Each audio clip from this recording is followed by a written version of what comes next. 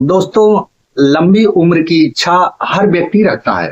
हर व्यक्ति इस दुनिया में बहुत दिनों तक जिंदा रहना चाहता है। चूंकि दोस्तों, अमर होने की कोई दवा आज तक नहीं बन पाई है।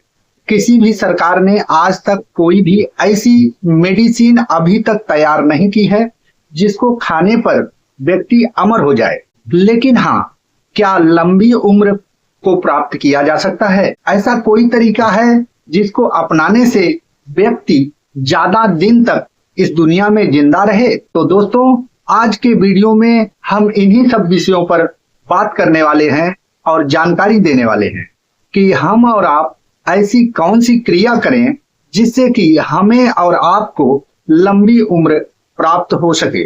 इसके अलावा इस वीडियो में इस विषय पर भी चर्चा करेंगे कि वेदों और पुराणों में इसके बारे में क्या लिखा है। अगर दोस्तों हम लंबी उम्र पाने की बात करते हैं तो इस विषय में अभी तक किसी भी देश ने अथवा किसी भी वैज्ञानिक ने कोई ऐसी मेडिसिन अभी तक तैयार नहीं किया है। अगर हम हिंदू धर्मशास्त्र वेद की बात करते हैं तो ऋग्वेद में लिखा है कि योग करने से व्यक्ति लंबी उम्र को प्राप्त करता है।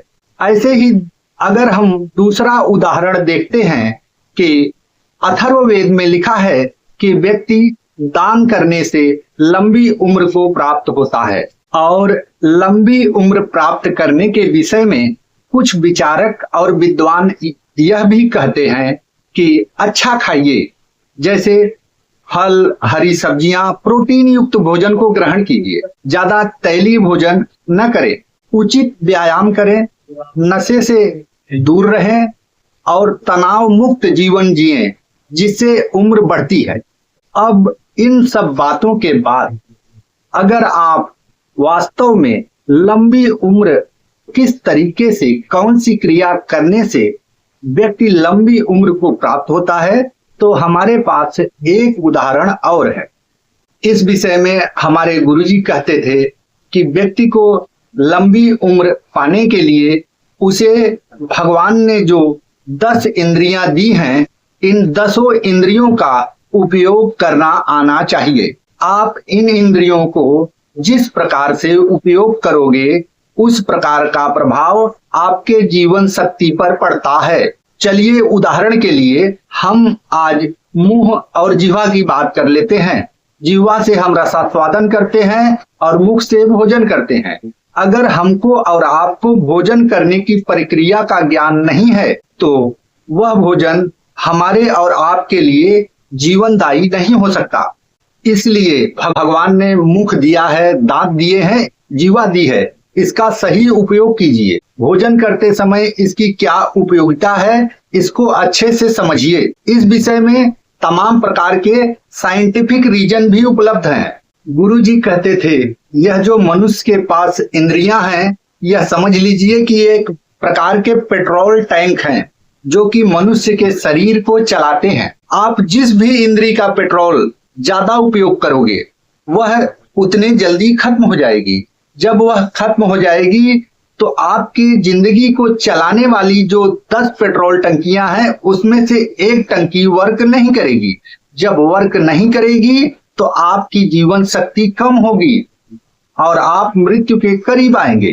जैसे कि भगवान ने आपको मुख दिया है तो सिर्फ अच्छा खाने की बात नहीं है, सिर्फ फल, हरी सब्जियां खाने की बात नहीं है। हाँ, इसको सही से चबाने की बात है और चबाने के बाद भोजन को अच्छे से करने की बात है।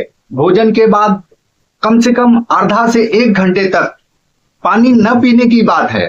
तो गुरुजी कहते थे कि आपको इन इंद्रियों का उपयोग करना आना चाहिए। ऐसे ही भगवान ने आपको और भी इंद्रियां दे रखी हैं, उनका उपयोग आप शरीर और जीवन शक्ति को ध्यान में रखते हुए करें तो आप इस दुनिया में लंबे समय तक जिंदा रह सकते हैं। और हमारे गुरुजी ने आखिरी में कहा था कि ब्रह्मचर्य वह प्रक्रिया है जिस पर चलकर मनुष्य लंबी उम्र को प्राप्त करता है। तो दोस्तों, याद रहे, दुनिया में लंबे समय और स्वस्थ जीवन जीने के लिए इंद्रियों और अपने शरीर का सही उपयोग और ब्रह्मचर्य, यही मुख्य घटक हैं लंबी उम्र पाने के लिए। व्यक्ति को इसका पालन करके लंबे समय तक इस दुनिया में जिंदा रहना चाहिए।